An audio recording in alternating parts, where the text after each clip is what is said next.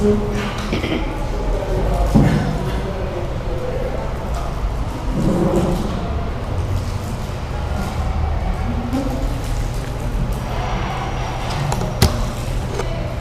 amigos, que a paz de Jesus permaneça em nossos corações.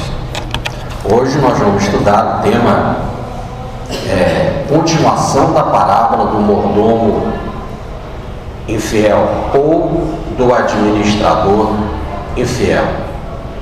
Ela também é exclusiva do evangelista Lucas, logo pertence à fonte L, segundo os pesquisadores dos textos antigos dos evangelhos, e está no capítulo 16, versículo de 10 a 12, que diz o seguinte: aquele que é fiel nas pequenas coisas, sê-lo-á também nas grandes.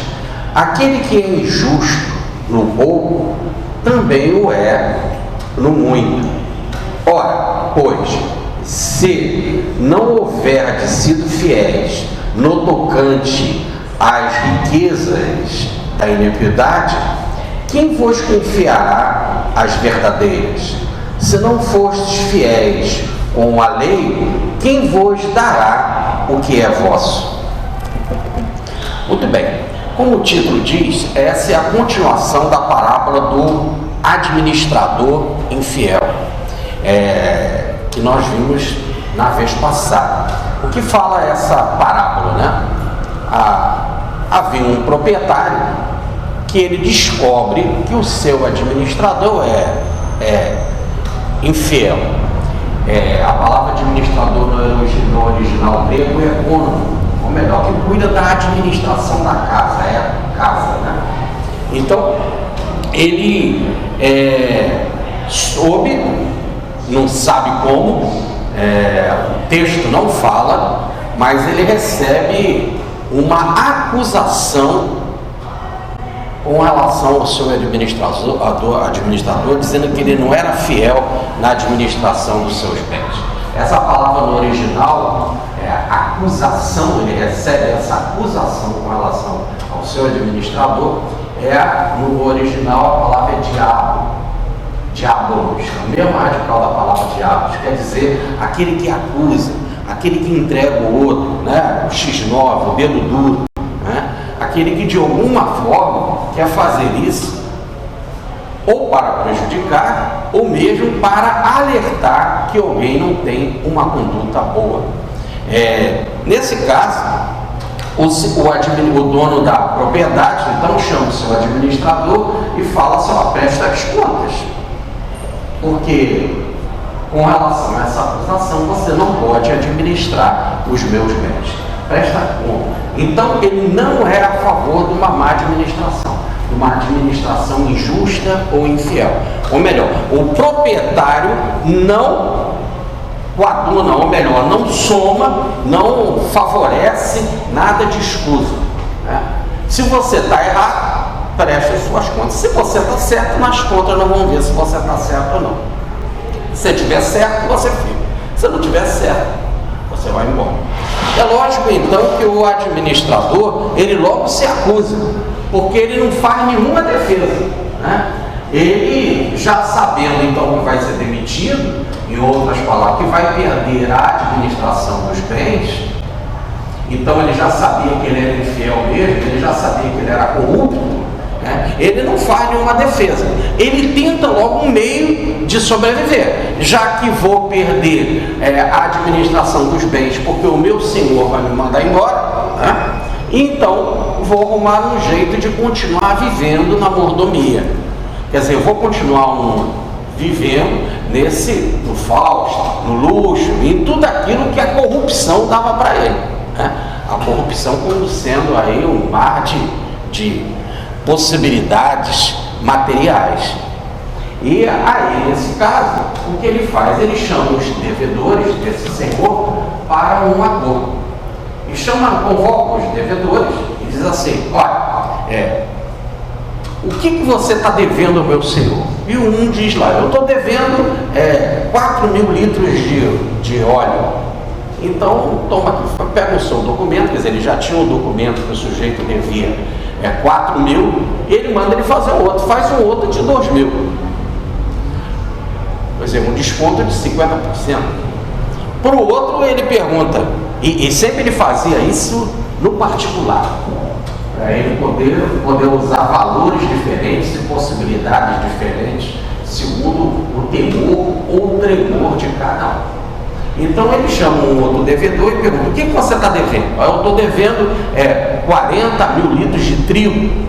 Então vai e escreve aí 32, faz um outro documento. Ou melhor, faz aí para esse um desconto de 20%. Para o outro ele fez um desconto de 50%, no caso do óleo. Agora no caso do trigo ele faz um desconto de 20%. Evidentemente que os dois devedores, e a parábola da ideia que teriam outros, mas só dá esses dois exemplos, são corruptos também, aceitam a corrupção. E é interessante que no exato momento em que ele é corrupto e que ele sabe que ele vai perder o emprego, porque ele não vai ter nas suas contas a apresentação correta da administração do seu senhor, ele, ao convocar esses devedores e oferecer logo um acordo de corrupção, fica incluso, então, quer dizer, fica inerente à história que a corrupção é uma coisa muito normal, né? Olha que coisa. Eles convocam as pessoas para fazer um acordo de corrupção, e os dois aceitam, como se estivesse dizendo, ele conhecia bem o administrador, a psicologia humana. E a psicologia humana normalmente é assim corrupta. E onde que vai a intenção dele, e a intenção da parábola, é quase mostrando assim essa universalidade da corrupção. Ele era corrupto, ia perder o emprego, ele chama os devedores e a parábola bota normalmente que os dois logo concordaram em ser corrupto também junto com ele. E por que ele queria isso? Porque ele dizia assim: eu perdendo o meu emprego, aqui a oportunidade de administrar os bens do meu senhor, eu vou depois querer viver bem, ser aceito pelos meus amigos, ir em festa, ser recebido na casa deles, que diz lá a parábola, né? A casa desse eon ou desse século, quer dizer, as estruturas comuns da vida, né? Quase sempre quem faz negociação tem uma boa moradia, né? E aí ele seria aceito, poderia conviver socialmente e entre pessoas que são corruptas como ele, com outras possibilidades de fazer outros negócios também ligados à corrupção. Isso seria uma coisa em cadeia, porque se eu quero fazer um acordo de corrupção para depois me beneficiar, a cadeia vai continuar, quer dizer, o fluxo da corrupção vai continuar. E aí, no caso, eles se unem para bolar agora algo mais grave com relação ao proprietário, né? O rombo da corrupção aumenta. E nesse exato momento, aumentando o rombo da corrupção, vem sempre a ganância do sujeito, que é mais, e nunca sucede. Ele mesmo sendo acusado, o proprietário descobrindo que ele é corrupto, ele continua, mesmo tendo essa acusação, ele continua na corrupção. E une-se com outros para formar o que a gente chama de quadrilha, uma quadrilha de corrupção.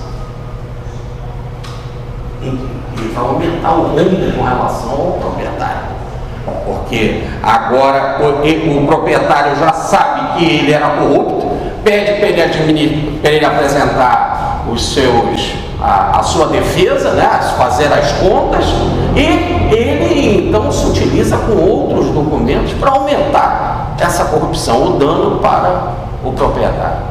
E nesse caso, né, criando inclusive uma quadrilha. Mas aí também deve se levar em consideração que ele também passa a ter dois documentos na mão. O documento real em que o sujeito devia 4 mil litros de óleo está com ele, e agora um outro documento em que o mesmo sujeito está dizendo que deve só 2 mil litros de óleo.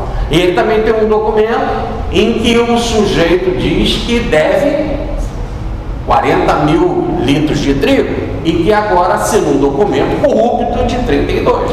Repare que, além dele aumentar a corrupção, ele também tem garantias em termos de documento que, se alguém lá, né, lá por exemplo, numa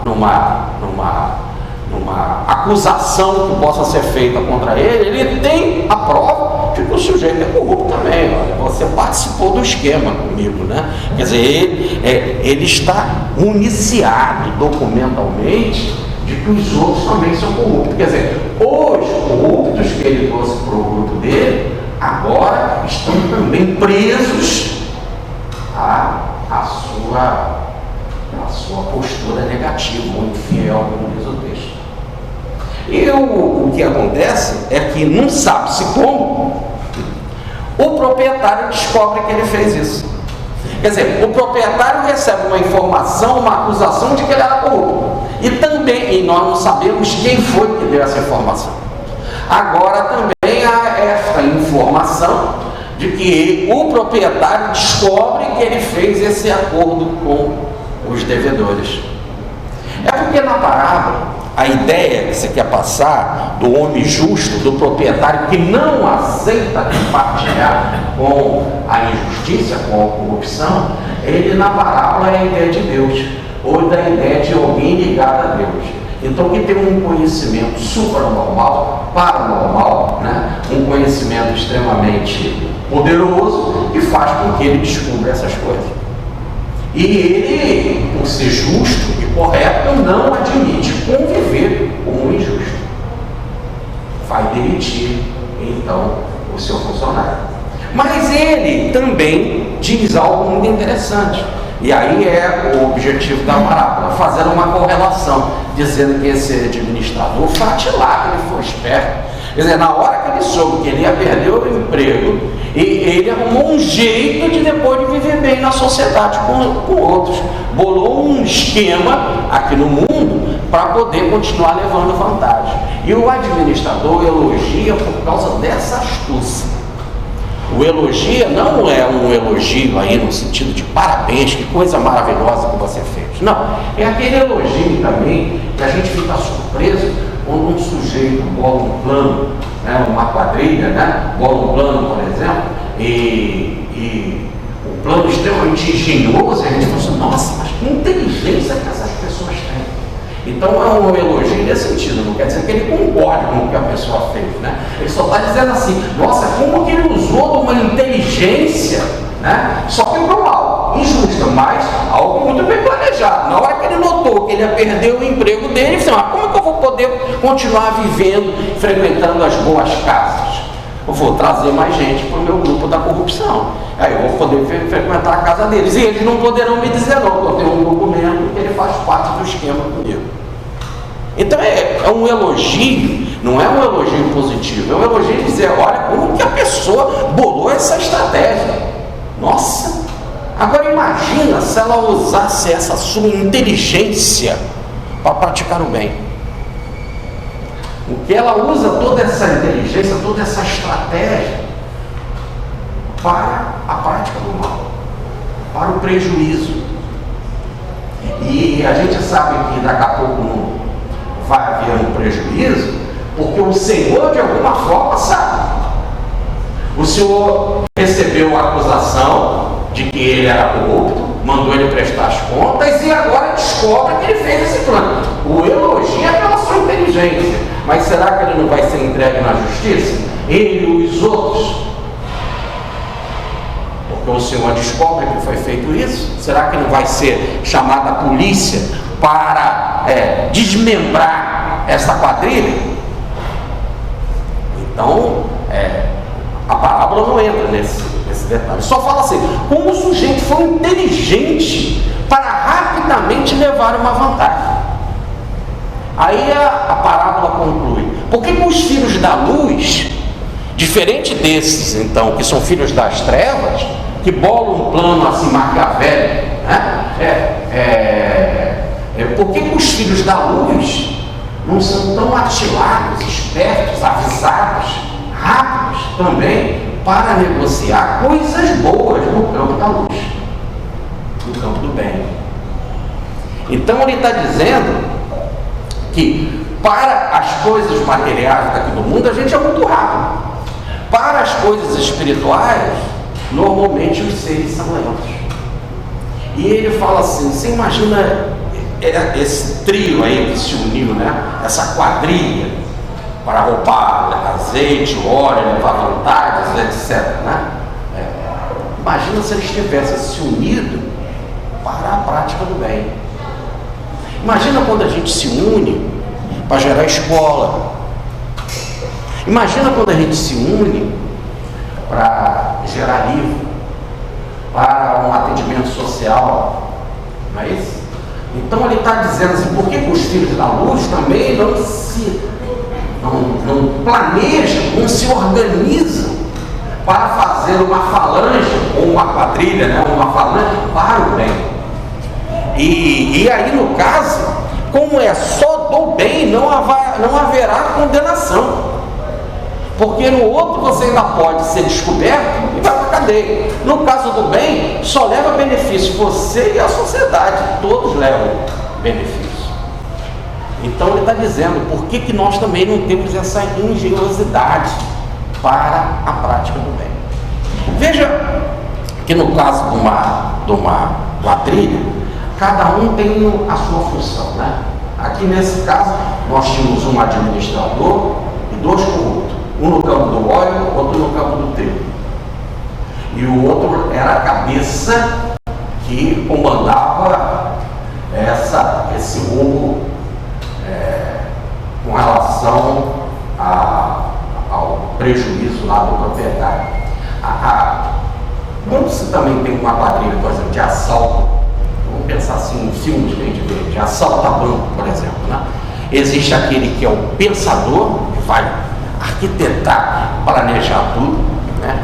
E ele começa a chamar especialistas em cada área. Ele precisa de um especialista em carro, para dirigir em alta velocidade, né? Ele precisa de um especialista em chave, em arrombamento de cofre. Ele precisa de um especialista em mapa subterrâneo da localidade, para poder fazer os caminhos mais variados para chegar lá dentro do banco, né? O especialista em arma, especialista em quem vai vender a arma, né? O especialista em trânsito para saber qual é o melhor caminho para passar, e especialista nos sinais de trânsito também. Repare que o sujeito ele para e fica pensando toda numa estratégia para chegar lá ao seu objetivo, né? Todo mundo já viu filme assim e sabe como é que essas coisas funcionam. Ora, muito bem. Agora imagina a gente fazer uma reunião dessa, para cada um dentro da sua função. Isso que o professor Pedro Baldi chama de hierarquia de função. Cada um tem a sua competência, cada um tem a sua especialização, e a gente se unir e bolar toda uma estratégia para combater a fome, por exemplo. Esse trabalho maravilhoso que o Betinho fez, não é isso? Criou toda uma estratégia, envolveu um país, criou um slogan, olha, marketing, criou um slogan, quem tem fome tem pressa, e de repente tomou conta do país em levando mantimentos para os necessitados. Depois trocou por brinquedos também, etc. Ora, então, por que a gente não se planeja para atacar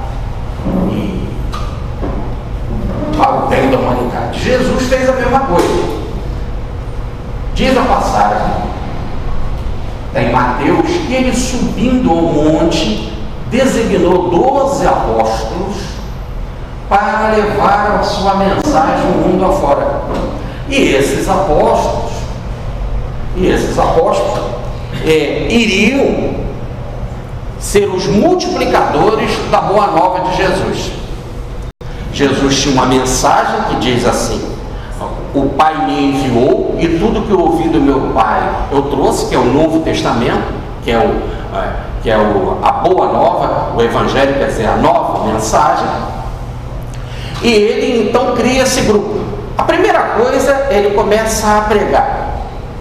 Depois que ele prega, e faz curas, etc., ele manda esse grupo ser testado e divide os discípulos em dupla e manda eles irem mundo afora, levando a mensagem que ele pregava, e inicialmente só em Israel, para não sair de Israel, que era o que eles conheciam, que era a religião que eles conheciam, que eram as terras que eles conheciam. Então só inicialmente Israel, em dupla, um ajudar o outro, um se acompanhando do outro, iriam pregar e fazer curas que Jesus ensinou a eles. E depois eles voltaram, se reuniram com Jesus, e o mestre foi conversar em vários momentos, e aí nós passamos aqui muitas palestras falando sobre isso, em várias situações, fazendo uma revisão de tudo aquilo que eles passaram e de que eles falaram e mais, e que Jesus queria consolidar nele. Então eles tiveram primeiro teoria, depois eles praticaram e passaram em segundo, em terceiro momento, pela uma avaliação do mestre. Depois disso, e aí vem Jesus, agora, ide pregar em mundo afora, pelos 4 cantos. Aí esse é um quarto estágio. Mas esse estágio só iria acontecer, deles irem no mundo afora pregando, quando acontecesse 2 coisas. Primeiro, Jesus ia ressuscitar, ia consolidar a fé neles, porque eles precisavam de uma fé extraordinária para vencer fronteiras, né? E tinha um problema da língua. Surgiu a mediunidade de xenoglossia, ou melhor, de falar em várias línguas, como aconteceu no Pentecostes, para eles poderem se comunicar com outras localidades do mundo. Afinal, eram pessoas simples do judaísmo, né? E foram até chamados de bêbados, né? Como é que eles estão falando aí em várias línguas? Mas são tão bêbados? Eles imaginam, mas olha o horário da manhã, está muito cedo para a gente estar bêbado, né? Nós fomos tomados pelo Espírito. Então, independente disso, já veio então uma outra estratégia para que fosse mundo afora pregando a mensagem. A mensagem chegou até hoje.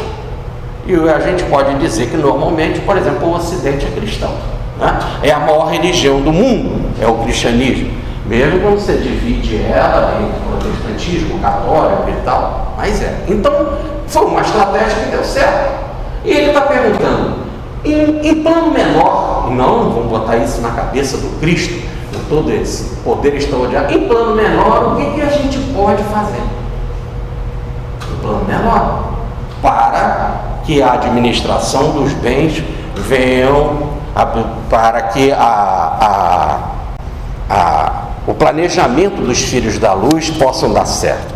Então vem a passagem de hoje, que é muito simples,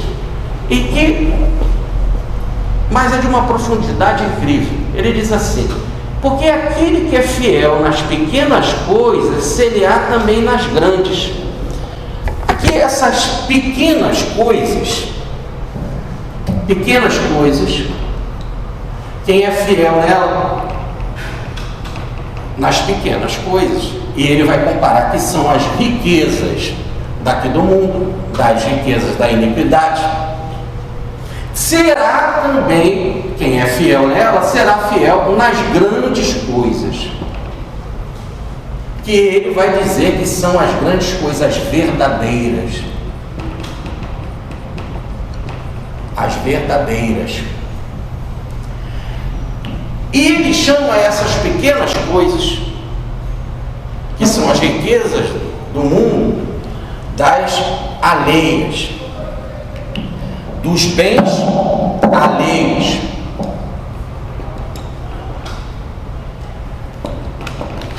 Dos bens alheios.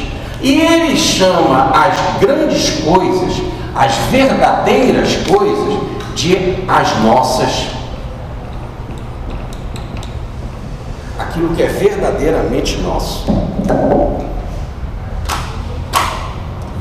Então ele diz que um sujeito tem direito de receber as grandes coisas, as coisas que são verdadeiras, que para Cristo são as verdades espirituais. E ele chama que essas grandes coisas, essas coisas verdadeiras são nossas. Mas que a gente não pode receber essas grandes coisas, essas coisas verdadeiras, isso que ele chama de nosso, de nossa propriedade, se a gente antes não fosse fiel com as pequenas coisas, que são as riquezas daqui do mundo, que ele chama de bens alheios. E a explicação é: quem é fiel no pouco vai ser fiel no muito. Quem não é fiel no pouco, é lógico que também não será no muito. E a gente interpreta esse muito aí com os bens materiais. Imagina, eu te dou lá R$10 para você administrar, e ao mesmo tempo você tem 1 bilhão para administrar. Quem administra fielmente os R$10 tem condições também depois de administrar fielmente o 1 bilhão. Só que para Jesus, R$10 ou 1 bilhão, ele coloca como riquezas daqui do mundo. As riquezas da iniquidade, que ele chama de vãs, as riquezas vãs daqui do mundo, que são riquezas passageiras, que no original tem a mesma raiz da palavra mamon. Daí dizer Jesus: ninguém pode servir a Deus e a mamon ao mesmo tempo, que são os lucros daqui da terra, que são os bens materiais. Então, se você não consegue administrar bens materiais, você não vai ganhar a administração dos bens espirituais.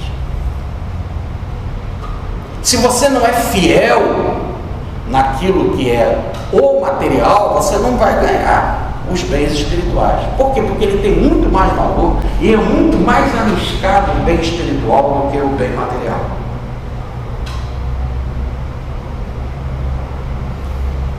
É difícil da gente entender isso, porque a gente não valoriza o bem material, espiritual. Então a gente acha que ele não tem valor. Mas ele passa a ter um valor incrível. Você imagina uma alma como Jesus, em que hoje tem o planeta na mão. A humanidade é cristã, a maior religião. É simplesmente pregando. Se fosse um sujeito negativo, usando dessa sua capacidade de falar e de se apresentar para a negatividade, imagina ele destruir uma humanidade. Agora eu acabei de visitar a cidade de Nuremberg, onde teve o julgamento dos nazistas. Eu estive lá no prédio onde eles foram julgados, né? Mas na cidade de Nuremberg, lá havia o campo dos Zeppelin, né? Que era aquele navio, aquele avião imenso a gás, né? Que cruzou o Atlântico, teve aqui no Brasil, e pegou fogo lá em Nova York, e aí depois, então foi proibido. Mas para que ele pousasse lá nesse campo de Nuremberg, então construiu-se um estádio imenso para ele poder pousar. Ora aí, como houve um problema lá com o Zeppelin na década de 30, né? Aquele espaço ali foi usado por Hitler para as grandes pregações. Então ele colocava convocava os trabalhadores para o seu discurso, né? E colocava os trens à disposição, construiu uma porção de banheiros, que lá nós tivemos oportunidade de ver, porque eram milhares e milhares e milhares de pessoas, reunia milhões, num discurso inflamado de marketing, no caso, para o mal, o discurso nazista, né?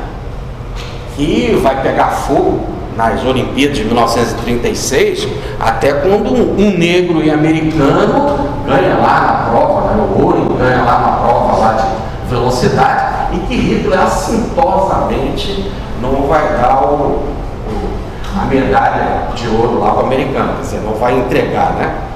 Porque ele colocava nesse seu discurso que a raça ariana, a alemã, era melhor, é isso? Que o nacionalismo alemão era o melhor, né? Os seus princípios, e assim vai. Ora, então foi um discurso que foi usado para destruir e matar.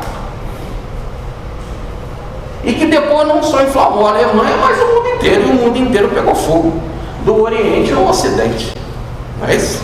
A guerra veio do Japão até os Estados Unidos e ao contrário. Então, o poder espiritual, a verdade espiritual, ela é muito, mas muito maior do que uma bomba atômica. E os americanos botaram fim na guerra jogando, agora está fazendo 70 anos, jogando as bombas atômicas em Nagasaki e Hiroshima, mas o poder espiritual é impressionante. Você imagina, 5.000 homens, fora as mulheres e as crianças, e sempre teve mais mulher do que homem, né? Ainda mais em ambiente de guerra. Comeram pão, peixe, ainda sobrou 12 cestos. Sobraram 12 cestos. Como que você tem o poder de dizer, lança a rede para a direita e pega uma quantidade enorme de peixe, ao ponto de ter que mandar vir um barco para ajudar? O mar estava agitado e os apóstolos acordaram: Senhor, nós vamos perecer. Ele ordenou que o vento se acalmasse. Aí tem uma nota no Evangelho: quem é ele que consegue que o vento até obedece, que o mar lhe obedece, o vento também? Ou como diz Paulo, criou a terra. Aí vocês falam assim, mas será que ele teve esse poder mesmo? Aí no caso, nós como cristãos aceitamos, está lá nas escrituras. Esse é o diferencial de Jesus. Agora imagina isso na mão de quem não está preparado, um poder espiritual. Tá certo? Por exemplo, a capacidade do Chico Xavier de estar lá do lado de lá, do lado de cá, e saber tudo com relação às pessoas, seus nomes, suas idades, até as assinaturas que faziam, né? Então ele que tem essa quantidade enorme de informações, se ele usasse essas informações para o seu interesse próprio, negativamente. É isso? Então por isso que diz o texto, se você não está preparado primeiro para as coisas materiais, você não recebe as espirituais. Então uma parábola que explica bem isso é a parábola dos talentos. Havia um homem que tinha capacidade para receber 5 talentos. Talentos, vocês sabem que é uma moeda de ouro valiosíssima. Então ele recebeu 5 talentos, multiplicou os 5 talentos e ficou com 10. Teve o outro que tinha capacidade para 2 talentos, multiplicou os 2 talentos e ficou com 4. E o outro só tinha capacidade para 1 talento. Ele ficou preocupado, porque sabia que o Senhor era muito exigente, e ele, com medo de perder, ele enterrou o talento. Aí o Senhor chegou para o que tinha 10, 5 talentos, e multiplicou e agora ficou com 10, falou assim: bem-aventurado, servo bom e fiel. Vem para o meu reino. Vem para o meu reino. O outro que tinha 2 talentos e multiplicou e ficou com 4, o Senhor disse: servo bom e fiel, vem para o meu reino. E o outro que ganhou 1 talento e que enterrou o talento, o Senhor disse para ele: servo infiel, porque se você sabia que eu era tão exigente, eu te dei uma moeda tão valiosa, por que você não procurou um especialista em banco para administrar o meu recurso?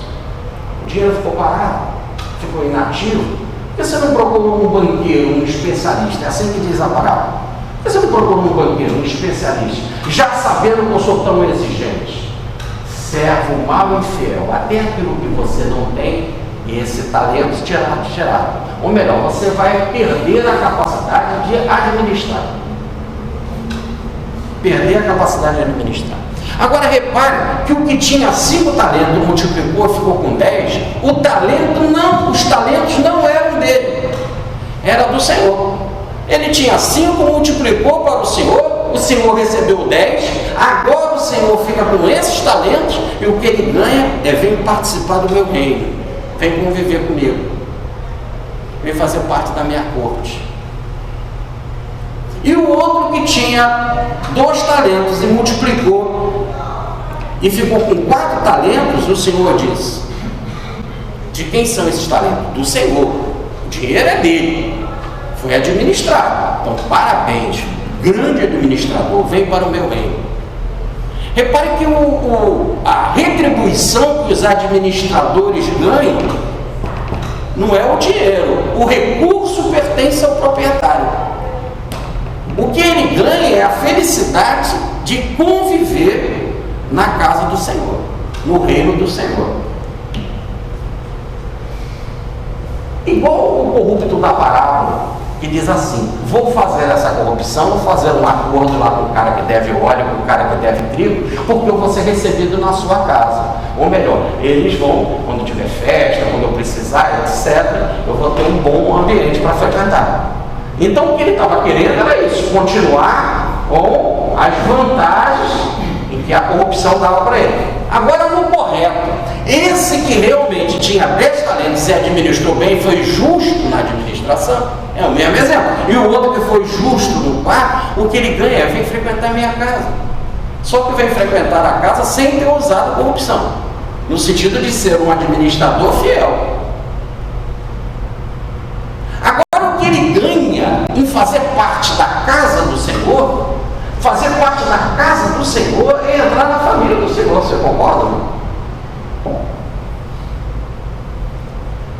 E ali não tem preço quando você entra na família do Senhor, porque você agora não tem mais nem 10 necessariamente, nem 4, né? Isso não era um Deus, era do Senhor.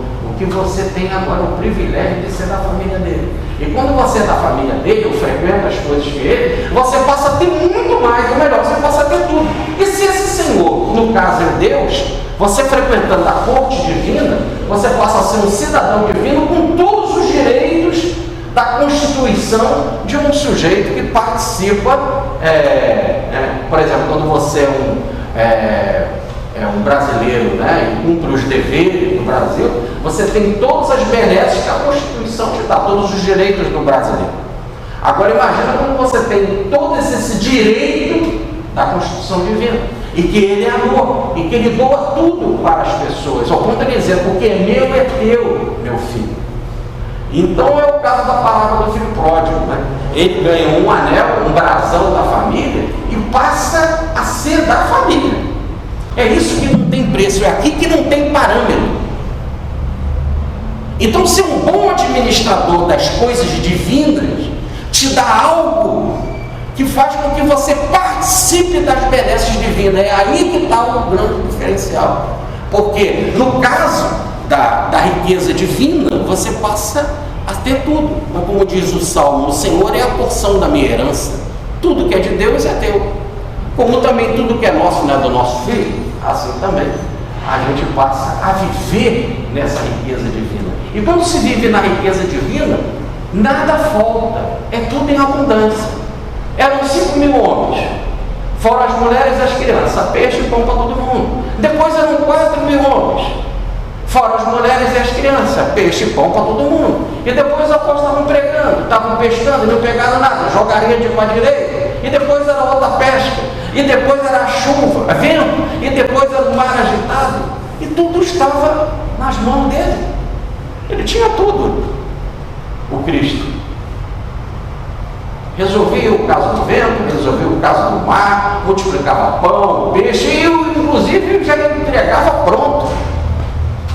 Quando os apóstolos chegaram da pesca, uns 150 e tantos peixes grandes, ele falou: pega um desses peixes e coloca aqui no braseiro. Então era o mesmo peixe que os apóstolos traziam, também o dele que veio dos céus, que não sei como chegou nas mãos dele, com o peixe milagre, o peixe fora psi, estava no mesmo braseiro. Então ele tem todos os recursos que passam a ficar à sua disposição. Só assim a gente vai entender por que ele é o Senhor da história, por que ele está além do tempo, por que tudo ele tem. O Pai me deu tudo. Ele tinha acesso a tudo que precisava, inclusive a vida. Quando tomar a vida dele, ele já tinha dito: o Pai me deu o poder de dar e retomar a minha vida. E isso eu aprendi do meu Pai. Então nem a vida tomaram dele. Tudo. Agora, então ele faz essa comparação em pertencer ao reino divino. Ele chama das grandes coisas, das verdadeiras coisas, e que ele diz, são nossas, não são alheias. Por que é nossa? Porque nós somos filhos de Deus. Então nós temos o direito a tudo que um filho tem direito. E a gente só não tem acesso a tudo isso por causa da nossa queda espiritual. Porque estamos no caminho das injustiças. E é muito interessante que a gente prefere as riquezas vãs, passageiras daqui do mundo, do que essas riquezas espirituais. Que a gente inclusive não faz nenhum esforço para conquistá-la. Por que os filhos da luz não são tão atilados quanto os filhos da terra? Por que a gente não bola um plano para adquirir essa verdade espiritual? É porque não nos interessa, a gente quer bolar um plano para ter riqueza material. Não é isso? O mais fácil é jogar na loteria esportiva. Essa é o mais fácil. E aí você fica sonhando em ter essa riqueza. Mas por que você não bola um plano para ter essa daqui verdadeira? Porque quando você tem essa, a outra daqui passa até ser insignificante. Porque além dessa, você pode utilizar dessa riqueza material a hora que você quiser. É peixe que querem, é pão que eles estão precisando. Mas as pessoas não percebem isso. Por exemplo, quando Jesus multiplicou os pães e os peixes, a multidão se saciou, né? ficou saciada, ainda sobraram 12 cestos. Diz lá uma passagem que os apóstolos foram embora, atravessaram o lago. Mas Jesus ficou e subiu um monte para orar. Muitos que comeram os pães e os peixes, o que fizeram? Ficaram tomando conta do barco. Subir no monte para orar é muito cansativo, ainda mais que estavam saciados, com a barriga cheia, não queriam subir o monte. Ficaram tomando conta do barco. Por quê? Porque ele vai ter que voltar para atravessar o lago, vai ter que pegar o barco. Basta a gente ficar aqui e é ótimo, porque é bom ser amigo de quem sabe multiplicar pão e peixe. Porque é a hora que a gente precisar de pão e de peixe, a gente tem, olha. Então eles ficaram tomando conta do barco. E diz a passagem que Jesus subiu a orar no monte. Só que resolve também, quem está no reino de Deus tem tudo, inclusive os meios de transporte os mais variados. Ele resolve sair do monte e atravessar o lago andando sobre as águas. Então todas essas coisas que a gente está achando assim, mas é o maravilhoso, né? Multiplicou pão, peixe, parou o vento, andou sobre as águas. É porque você faz parte dessa corte divina e tem tudo que um cidadão divino pode ter, ué. Aí eles ficaram tomando conta do barco e Jesus usou outro meio de transporte, não do barco. Ele tem o meio de transporte que ele quiser. Foi andando sobre as águas, orbitando. E já no outro dia, o sol já estava batendo no cucuruco, eles com fome, querendo um breakfast, né, um cafezinho da manhã bom. O que eles fazem? Pegam o barco e atravessam para ver onde estava Jesus, que ele sumiu. E chegou lá e encontrou Jesus do outro lado. Qual era a primeira coisa, né? Se logo tu chegasse aqui, você não tinha o barco, como é que você veio? Aí era um aprendizado para entender coisas espirituais e começar uma nova abertura de possibilidades, de compreensão da vida. Mas não. Mal que eles fizeram essa pergunta, eles imediatamente jogaram a outra. Queremos pão. Aí Jesus tenta falar de uma outra possibilidade. Jesus não passa em direção a eles e diz, eu sou o pão vivo que desceu dos céus. Aí eles não passam para trás dizendo, você é louco. Quer dizer, Jesus convida eles para eles terem uma outra experiência, de um outro tipo de alimento. Vocês não querem se alimentar de mim, da minha mensagem? Aí eles viram as costas e dizem, ele é louco, como é que nós vamos te comer? Interpretaram o pé da letra materialmente, comer materialmente, porque na cabeça deles também, porque eles queriam comer pão material, peixe material. Então quando Jesus disse, eu sou o pão vivo, como? Você é louco? Primeiro que desceu do céu. E aí, como que nós vamos te comer? Louco, viraram as costas e foram embora. E Jesus fala para os apóstolos que estavam com os olhos abertos, e vocês vão me deixar também? E Pedro, tomando a palavra, diz assim, mas para onde nós vamos, Senhor, se tu tens a palavra de vida? Aí Pedro percebe, É uma outra mensagem, uma mensagem viva, espiritual. E só aqueles que saboreiam, que vivenciam, podem saber o que é. Essa é a experiência de fazer parte desse reino, dessa corte, dessa casa. E lá na parábola do filho pródigo, o filho pensou, depois que ele gastou tudo, desperdiçou tudo, ele estava numa terra de fome, de miséria, que não davam nem abaixo dos porcos para ele comer. Ele falou assim: poxa, na casa do meu pai, até os servos têm pão. Vou para a casa do meu pai. Vou dizer para ele que eu não sou digno nem de ser chamado de filho. Eu não sou digno de ser chamado de filho, a pertencer mais àquela corte, àquela herança. Eu quero ser pelo menos um servo lá. E ele chega: meu pai, eu pequei contra Deus e contra ti. Eu pequei contra a lei divina que manda honrar pai e mãe. Eu pequei com relação à tua pessoa que foi agressivo, te abandonando. Já não sou digno. E o pai diz: é digno, eu te amo. Porque o pai também tem essa grande capacidade do reino, que é de perdoar. Que vai ser a lição da próxima semana. Que é o maior dom divino que o ser humano tem na terra, de perdoar. Ao ponto de botar ele na cruz e ele dizer: pai, perdoa, eles não sabem o que fazem. Essa capacidade de costurar rachaduras. O perdão é um costurar de rachaduras. Eu interpreto o perdão, mas nós vamos ver isso uma vez na próxima, como um flecha-eclair, né? Aqueles pininhos não encaixam, mas quando você puxa o zip, tudo junto. É perfeito. O perdão, ele costura as diferenças. Aquilo que parece que não vai dar certo, o perdão faz isso. E então, esse é o maior dom que um homem recebe na terra, que mais iguala a Deus quando ele perdoa, porque ele acaba com as diferenças. O perdão abraça. Aí Jesus fala: pelos inimigos, pelos que te odeiam, pelos aqueles que perseguem, pelos aqueles que te botam na cruz. É um abraço total, um acolhimento de amor. Mas essa generosidade, então, do reino divino, começa quando a gente já aprende a lidar com as coisas materiais. Se você não consegue lidar com as coisas materiais e com as coisas materiais você é corrupto, aí voltando para a parábola, se com as coisas materiais você é corrupto e já quer tapear isso que a parábola chama dos bens alheios, que é roubar o proprietário, quer roubar as coisas divinas, você quer trapacear os outros. Se você não sabe administrar isso, como você vai ganhar um bem, que é a verdade espiritual, que te dá possibilidades infinitas? Inclusive é o prazer, a alegria, a satisfação de ser um cidadão da casa do Pai, um cidadão cósmico.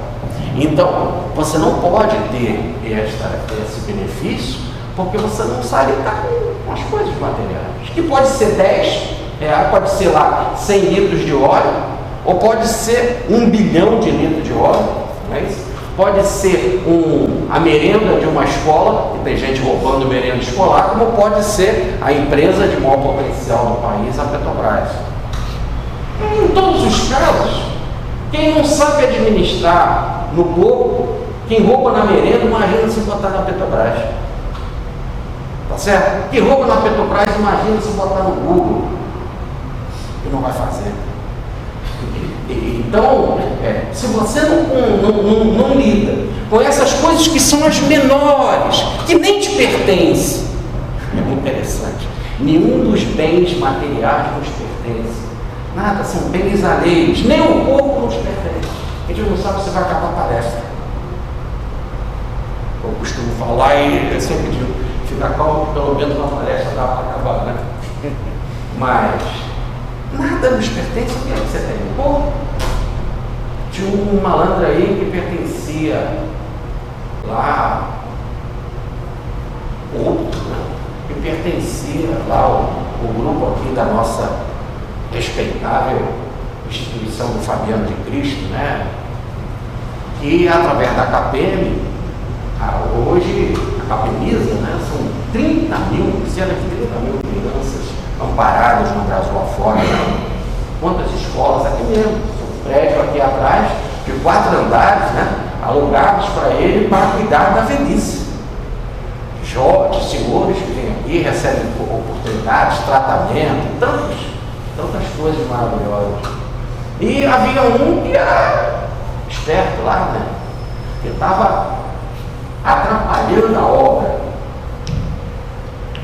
E aí o nosso Carlos Torres Pastorino, ele escreve isso na revista Sabedoria, o Pastorino vai até o Chico Xavier e conta isso, porque o Pastorino foi também um dos fundadores desse grupo, foi um dos cabeças, né? E então ele vai até o Chico e conta isso. O Chico não se preocupa não. Ele está lá fazendo a função dele, fazendo com que todo mundo se reúne, planeje, que fique todo mundo unido, etc. Mas se ele atrapalhar muita obra, se faz uma bolinha no sangue dele, ele vai embora, bolinha no sangue ele errando. Entupiu uma veia, acabou. Não é isso? Então é algo assim simples. Então, se você não tem capacidade de administrar essas coisas aqui, materiais, como você vai ganhar espirituais? Como você vai ganhar, e nós vamos ver isso daqui a 2, 3 palestras mais ou menos, lá para frente, a capacidade de ligar e desligar aqui na Terra, entrar no destino das pessoas, nos seus karmas, criar plano de perdão, investir em onda evolutiva para a mudança planetária. Como? Aí você fala assim, mas esse negócio aí de Jesus, olha, como é que pode? Ele andava mesmo nas áreas, multiplicava pão, isso, aquilo, aquilo. Então eu te pergunto, muito mais esquisito uma mocinha de 15 anos ter acabado com a Inglaterra. O nome dela é Janará. Explica. Como? Entra, aparece na história, vai, tem um relacionamento com o rei, explica a função, o rei fraco, o rei covarde, o rei que não assumia as suas funções. A França estava toda dominada, inclusive ele não podia nem ir lá em Reims ganhar a coroa, porque ela estava já na mão dos ingleses. E uma mocinha de 15 anos muda a história. Simplesmente porque vê Santa Catarina, que vê São Miguel. Aí no final faz toda vê São Miguel, vamos botar lá no fogo, mata a pessoa. Mas é só depois, mas o quadro já tinha sido todo revisto. Então são essas as possibilidades que nos deixam assim. Como você vai entender um homem que só tem 4º ano primário e não ganhou um tostão escrever 400 livros? Explica. Como escrever 400 livros se não tem primário? Tudo documentado, que até hoje é profundamente documentado. Nunca encontraram nenhum estudo, nenhuma biblioteca na casa do Chico Xavier. E livros de assuntos dos poetas mais variados de Portugal, do Brasil, como é o livro Parnaso de Alentuno, não é? Crônicas de Humberto de Campos, ao ponto de Monteiro Lobato dizer se ele não é, se Humberto de Campos se é da cabeça desse mineiro, o Humberto de Campos, ele tem que sentar na Academia Brasileira de Letras e sentar na cadeira do Humberto de Campos, porque ele tem a mesma capacidade do Humberto de Campos. Quem diz é Monteiro Lobato, explica. E na época o Humberto de Campos era o escritor mais famoso, mais badalado do Brasil, mais popular. E é uma corte, há uma riqueza de possibilidades. Não é isso? Então aquelas filas, Arigó, operava milhares de pessoas, ninguém pegou uma informação. Ele dizendo, não, é porque toda a parte de anestesia, de asepsia, está por conta de Fabiana de Cristo. Pronto. Nunca deu uma informação, e eram milhares por dia, com representantes do governo militar para colocá-lo na cadeia. Depois ele foi para a cadeia, fila na cadeia, para ele continuar morando. Então ele pediu ao delegado, a única coisa que ele queria, uma máquina da datilografia, para datilografar as receitas. E nunca ninguém pegou uma infecção. Então voltando, e aí eu estou guardando as devidas proporções, Arigó, nada, Chico Xavier, nada, diante de uma possibilidade como a do Cristo.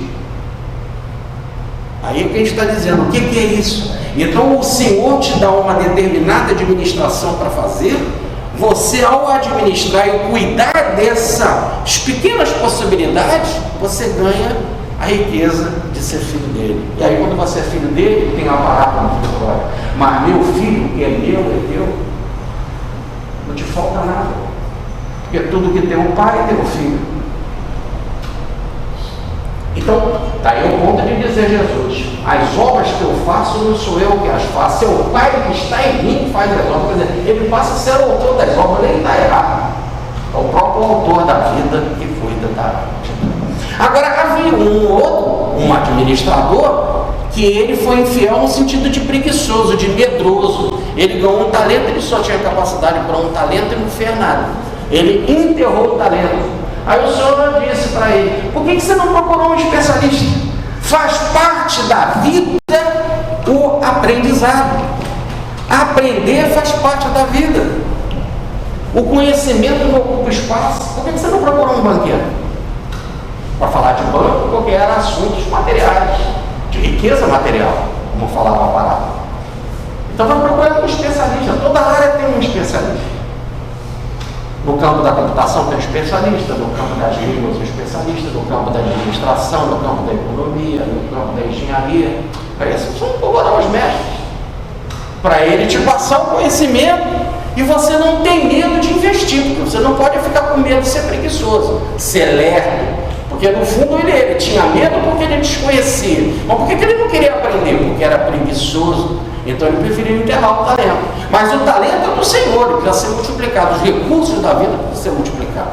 Então o Senhor disse, até aquilo que você não tem, será tomado. Quer dizer, você não tem esse talento, porque ele pertence à vida. E quando você não administra bem um talento que a vida te dá, para te testar, para ver a tua capacidade, aquilo que você não tem será tirado. Por isso você vê um talento do corpo. É um talento, você tem que administrar ele. Do berço ao túmulo a gente tem que administrar o corpo e prestar conta do que a gente faz com o nosso corpo.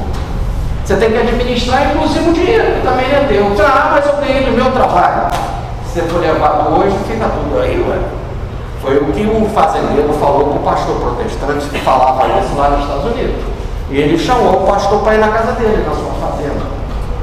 Pegou lá o jipe, passou por toda a fazenda, mostrou o gado que veio da Holanda, mostrou lá os tratores que ele tinha, a sua casa grande lá, principal da fazenda, toda a sua produção. No final juntou a documentação toda e mostrou lá como. Aqui, tudo no meu nome. O gado no meu nome. Os filhos também, no meu nome, até os filhos que eu tenho, leva o meu nome, a casa no meu nome, o gado que eu importei, no meu nome. Como você diz lá que nós não temos nada? E o pastor tomou um cálice de vinho e disse para ele, me faça essa pergunta daqui a 100 anos. 100 anos até um exagero, porque não tem nada, tudo passa, tudo flui, ninguém mergulha no mesmo rio 2 vezes. Então nós temos aqui as coisas na vida, é para administrar. Nós temos que administrar os talentos da vida. Tem gente que tem o talento da voz, tem outro que tem o talento da poesia, tem outro que tem o talento da oratória, tem outro que tem o talento da pintura. Tem outro que tem um talento de ser professor, tem outro que tem o talento de administrar dinheiro, de ser banqueiro. Pouco importa, cada um tem um talento. E você tem que ser um bom administrador desse patrimônio. Porque se você não é um bom administrador dessa coisa menor, como vão te dar coisa maior? Coisa maior que você perdeu, é nossa, te pertence, a condição de filho de Deus, você tem direito à riqueza divina, a toda a fortuna divina. Mas isso é teu, te pertence. Daí dizer Jesus, a grande coisa, as verdadeiras, as nossas. Se você não sabe administrar as alheias, não vai ganhar as nossas, as vossas, como ele. Aí no caso tinha de fazer a concordância, né? As vossas, por quê? Que é o lado espiritual divino, que é a nossa condição de filho de Deus. Então, assim, na vida, você poderia dizer assim, então o que eu levo aqui no plano espiritual?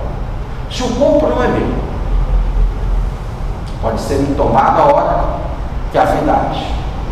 Se o dinheiro não é meu, até mesmo quando eu trabalho, eu tenho que ser um administrador desse patrimônio. É igual de banco. Você é caixa no banco. Como é que você faz? Você ganha um dinheiro para administrar durante aquele dia. E lá você vai receber contas, vai pagar cheque, etc. E no final vai fechar o caixa. E tem que bater, tem que zerar o caixa. E aí aquele dinheiro não é teu. Você vai devolver. O que é teu? Teu é o teu salário no final do mês. Aquele dinheiro não é teu, é do banco. Assim, tudo que você ganha aqui na vida são recursos para administrar. É lógico que você tem o direito de gozar. E a vida não quer que a gente passe aqui no sofrimento, né?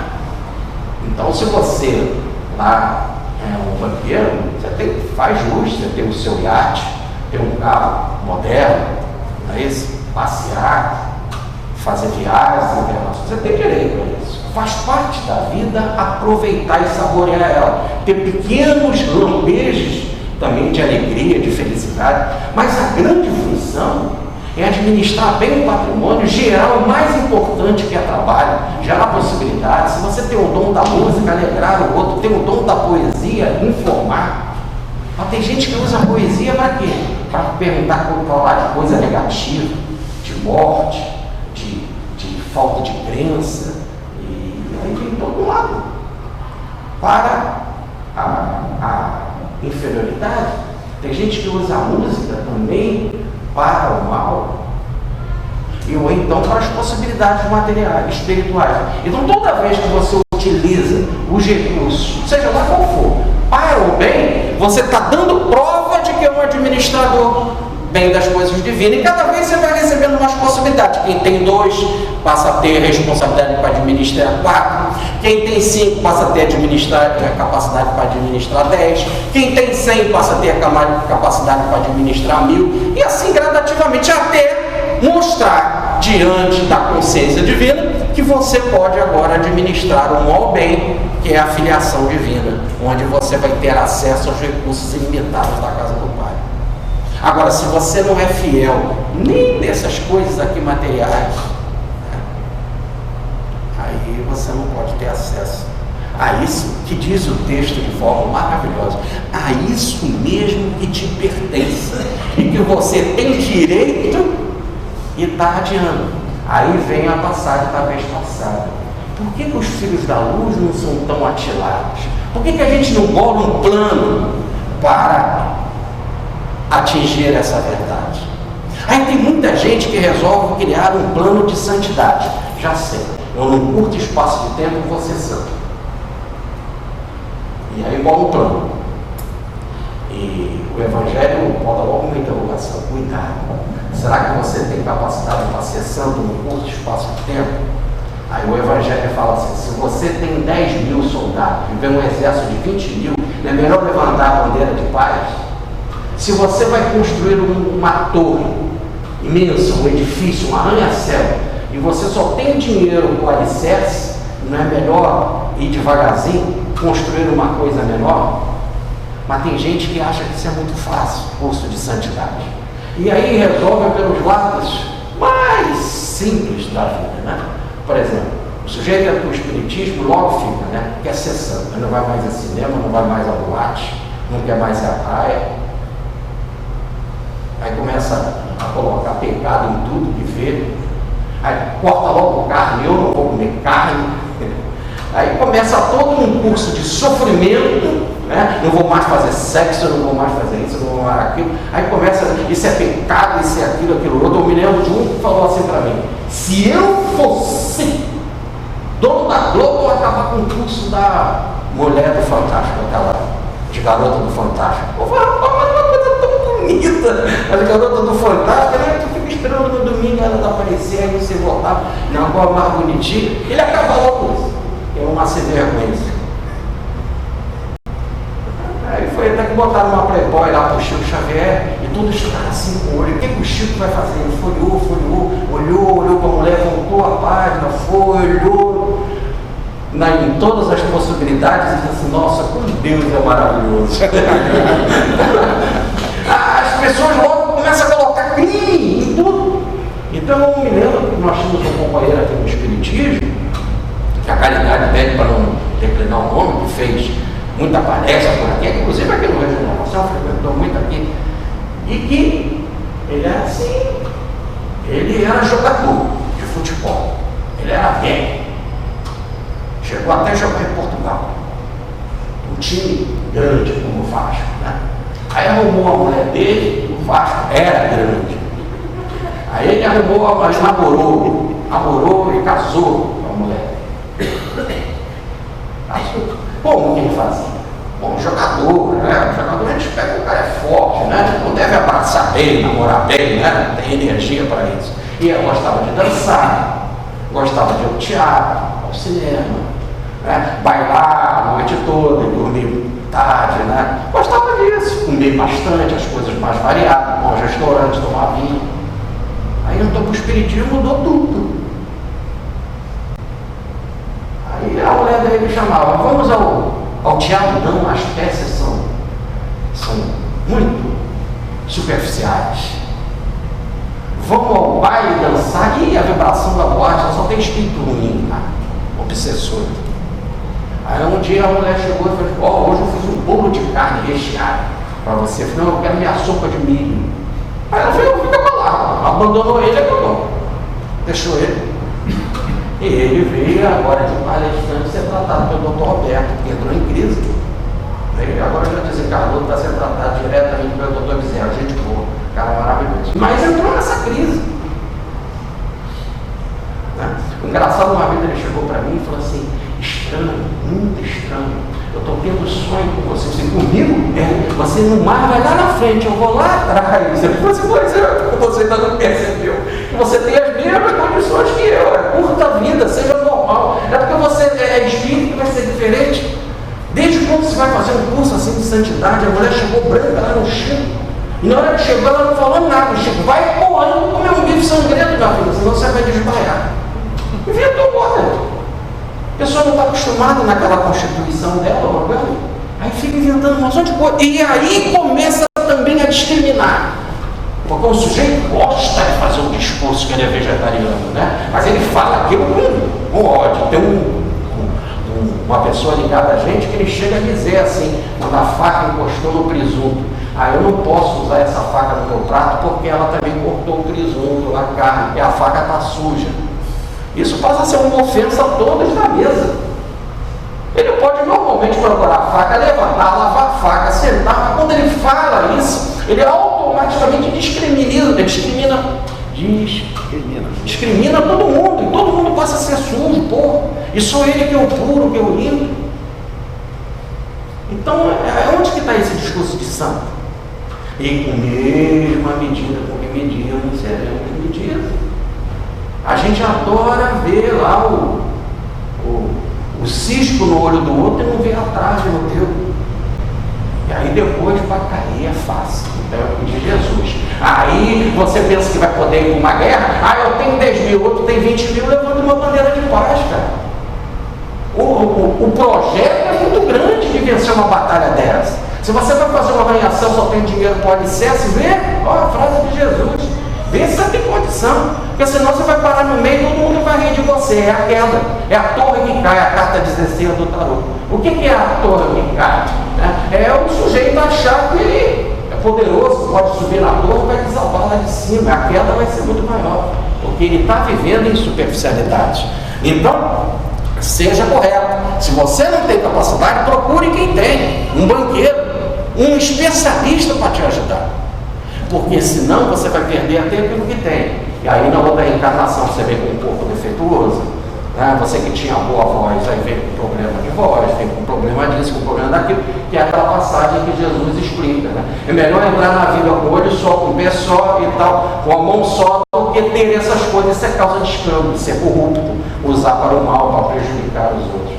Então, até aquilo que você não tem será tirado, está nessa possibilidade. Vai ser tirado para você começar um curso do zero, passar pelo aprendizado da vida, o melhor aprendizado ou da vida, e aí você vai aprender para gradativamente amanhã receber mais uma possibilidade, uma outra, até um dia poder ter direito àquilo que te pertence mesmo, que é de participar do reino divino, viver a constituição divina de ser filho de Deus e ter todos os direitos que o Pai tem. Muita paz, fique com Deus.